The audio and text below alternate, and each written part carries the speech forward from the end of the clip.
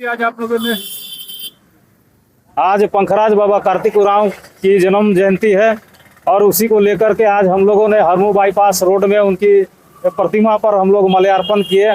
साथ में हम लोग आशीर्वाद भी मांगे कि जिस तरह से बाबा कार्तिक उरांव ने सरना आदिवासियों की रूढ़िवादी परंपरा संस्कृति को संरक्षित करने के लिए अपने प्राणों की आहुति दी है और इसी में आज जो है समाज इसके मार्गदर्शन पे चल करके आज समाज संरक्षित हो पाया है। क्योंकि आप लोग देखे होंगे कि आदिवासी समाज में चौतरफा हमला हो रहा है और एक षड्यंत्र के तहत जो है गैर आदिवासियों की रूढ़िवादी परंपरा संस्कृति को मटियामेट करने में लगे हैं। ऐसे में पंखराज बाबा कार्तिक उरांव जिन्होंने धर्मांतरण के खिलाफ आवाज़ उठाई थी, जिन्होंने आदिवासियों को एकजुट करने के लिए पूरे देश में अखिल भारतीय आदिवासी विकास परिषद का गठन किया था।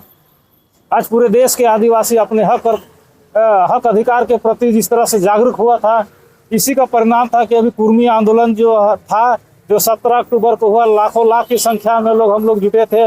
इसी तरह से पूरे झारखंड में अभी जगह जगह में कुर्मी आंदोलन चल रहा है और इस तरह से हम लोगों ने फिर जो बाबा कार्तिक उरांव के बताए हुए मार्ग पर चलते हुए हम लोग अपनी धर्म संस्कृति परंपरा की रक्षा करेंगे और करते रहेंगे। जनजातीय सुरक्षा मंच के द्वारा भी रैली का आह्वान किया गया धर्मांतरण के खिलाफ, क्या उसमें भी शामिल होइएगा?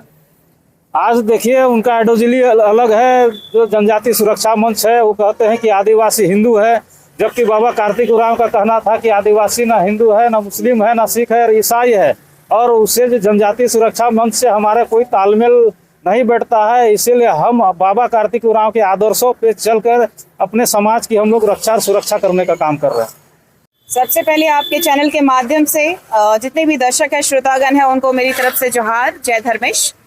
चूँकि बाबा कार्तिक उरांव जी का 101वां जन्म जयंती के अवसर पर आज हम सब लोग एकत्रित होकर उनके विचारों को, आदर्शों को अपनाते हुए आज उनका जो सिद्धांत रहा है सरना आदिवासियों को लेकर के, रूढ़िवादी परंपरा को मानने वाले आदिवासियों के लिए उनकी जो इस भारत के इतिहास में उनका स्वर्णिम अक्षरों में नाम लिया जाता है। चूँकि संसद भवन में भी इकलौते वही हमारे आदिवासी अगुवा थे जो कि शिक्षण भी उनका काफ़ी ज़्यादा हुआ है। आप देखते होंगे कि हमारे आदिवासी समुदाय में उनका नाम जो लिया जाता है तो वो सबसे ज़्यादा पढ़े लिखे हमारे आदिवासी समाज के थे और 20 साल की काली रात उन्होंने लिखी है। अपने किताब में उन्होंने व्याख्यान किया है कि किस तरीके से आदिवासी समुदाय को बचाया जा सके।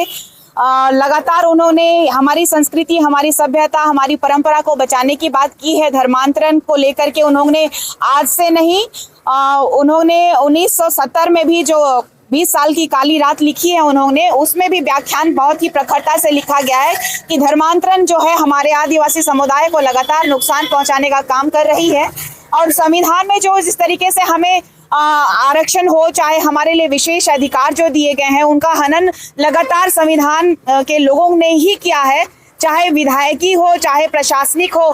तो लगातार संघर्ष जारी रहा है देश की आज़ादी से पहले भी और देश की आज़ादी के बाद भी। आज भी आदिवासियों की जो स्थिति है, अस्मिता और धर्म और अपनी संस्कृति, अपनी कल्चर पे जो प्रहार किया जा रहा है, ये लगातार हम लोगों ने आंदोलन किया है और ये हम लोगों ने बेड़ा उठाया है कि बाबा कार्तिक उरांव जी के आदर्शों पे चलना है, अपनी समाज, अपनी संस्कृति, अपने जल जंगल जमीन का सुरक्षा करना है और धर्मांतरण को रोकना है। यदि धर्मांतरित लोग हमारे आदिवासी समुदाय रूढ़िवादी परंपरा को मानने वाले लोगों का हक और अधिकार आरक्षण के रूप में ले रहे हैं तो उसका भी विरोध बाबा लगातार करते आए हैं। इसका विरोध हम भी जारी रखे हुए हैं। इनका जो विचार है उसी विचारधारा पे हम लोग चल रहे हैं अभी केंद्रीय सरना समिति के द्वारा, क्योंकि केंद्रीय सरना समिति भी बाबा पंखराज कार्तिक उरांव जी की ही देन है। धन्यवाद।